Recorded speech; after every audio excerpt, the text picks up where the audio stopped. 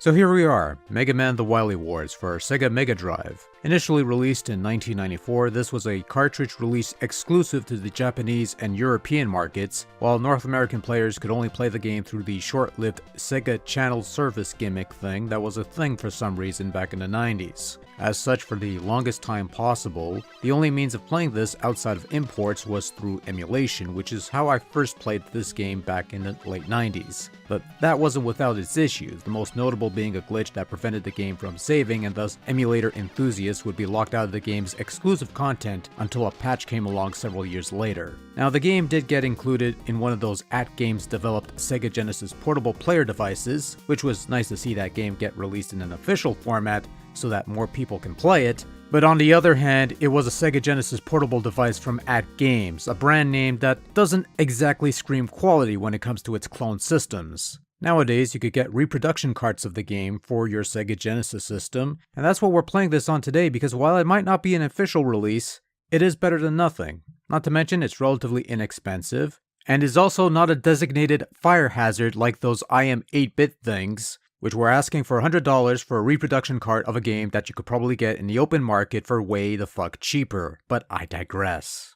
Mega Man The Wily Wars is a 16-bit conversion of the first 3 Mega Man games to grace the Nintendo Entertainment System. So right under one cart you've got the original Mega Man 2, and Mega Man 3 all under one roof, and upgraded to spiffy 16-bit quality graphics and sound. In addition to this, the game also includes a save feature, basically eliminating the need to write down passwords. There's also button customization to customize your attack, jump, and menu buttons. And in what may be Wily Wars' biggest draw, an exclusive minigame called Wily Tower, enabled when you beat the first 3 games. So all in all, you're getting close to 40 plus levels of Mega Man fun to be had in this Wily Wars collection.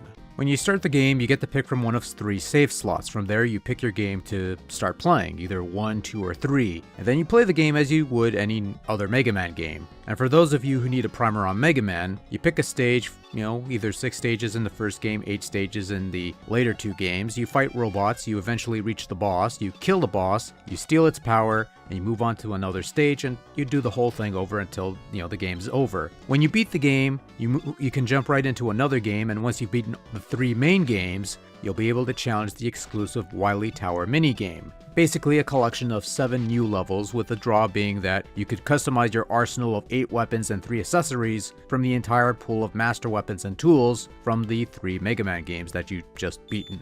Now, honestly, I like this idea. The idea of Wily Tower is a nice culmination of sorts because you play these games and you conquer them, and now there's this final challenge for you to overcome, and you've amassed this huge arsenal of weapons, and now you could choose which weapons to bring to battle, which work best, many combinations you could go with, and it helps to have a nice balance of tools. For the most part, Wily Tower is the key reason why Wily Wars is worth tracking down if you're into classic Mega Man.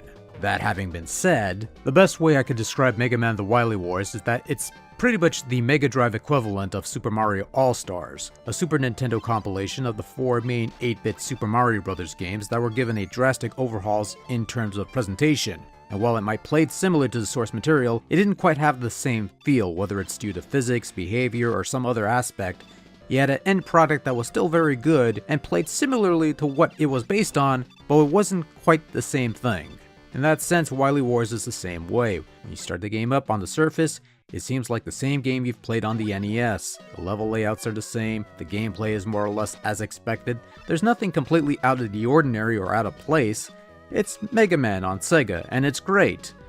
But it's not perfect, and it's not without its issues. Issues that plague the Wily Wars considerably and keep it from being a top-notch revisit. But maybe I'm just being melodramatic because for the most part, all 3 NES games are fairly well represented here, and for the most part, play as well as they did in their original incarnations. So if you're familiar with the original games that Wily Wars is porting, then you shouldn't have too much trouble playing through these updated iterations because they're relatively unchanged. Levels play pretty much the same way they're supposed to, weapons function more or less as you remember them, enemies largely unchanged in their behaviors and attacks, though Cutman seem to have gotten a bit of a buff for some reason. The timing might be the only variable you need to adjust to, and this is a hard thing to demonstrate and explain because it's a really minor thing, but it's just enough of a thing that in the back of your mind it's kinda sorta there, but it's not completely wasted. just that nagging feeling, but whatever. When it comes to control, it's fairly tight, responsive, and consistent throughout all 3 games, plus the Wily Tower, which means no slippery traction in Mega Man 1 and 2. Actually, of all 3 games, the first one tends to be the most altered, due primarily to the little things being changed. Power-ups that used to respawn on the NES no longer do so in Wily Wars, which means screwing up in the one room before the Yellow Devil means you're royally screwed. Actually, now that I think about it, Magnet Beam doesn't seem as useful in narrow spots, making platforming more difficult than previously, and I guess this is where we transition to the negatives of Wily Wars. Now, what sets the package back a bit? Well, if you've been paying attention to the footage, you'll notice the action slowing down at times. The NES games have had their share of slowdown and flickering bits, but it seems much more pronounced in the Wily Wars. Slowdown is a pain in the ass, and while it might seem somewhat positive in certain areas, the fact that there's just so much of it tends to put a damper on the whole experience. On top of slowdown, there seems to be some issues with collision. Magnet beams on this screen tends to be an issue because Mega Man apparently has a very tiny hitbox or something, and sometimes, but not always, hit detection has a tendency to feel somewhat spotty. Now mind you, it doesn't quite kill the game off outright, it's still largely playable, and I was able to play through all the games without a hitch. There are just some things you need to adjust to because it's not quite the same experience, and that's to be expected when making the transition from one format to another. Graphically speaking, Wily Wars does a fine job of updating the visuals to 16-bit standards while maintaining all the elements to their original dimensions more or less. So unlike in Mega Man 7 where everything is suddenly giant, Wily Wars maintains the proportions, and I like that. The most drastic changes come in the form of the level redesigns, where the old graphics are either just overhauled to look slightly prettier, or replaced outright with new visuals or skins or whatever nomenclature you prefer. Some levels even have little effects in the background to enhance the aesthetics a bit in a nice touch. The actual sprite work seems to be a bit of a mixed bag. Some look alright with a slight spit shine, while others are hampered with poor choice of colors. And then there are some hits that get lost in translation. Despite minor quibbles, Wily Wars is a nice looking Mega Man that takes old stuff and makes it look semi-new. A nice base to work off of if they wanted to make more Mega Man games on the Mega Drive, which they unfortunately never did.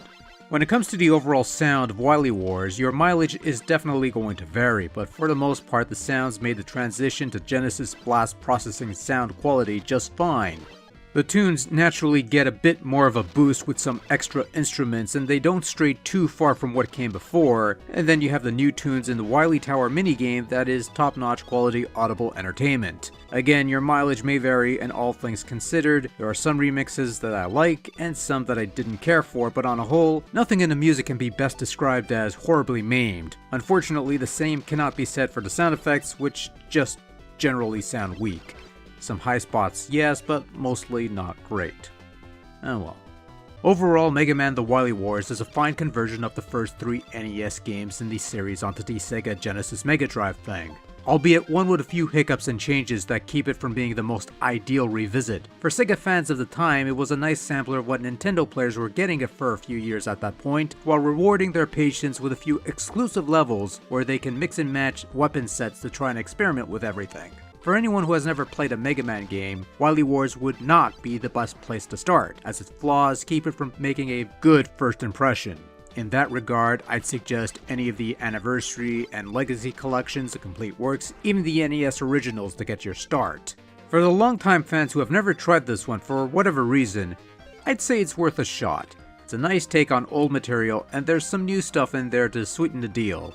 All in all, Mega Man The Wily Wars is wily fun. And that was lame. And I don't care. Good night.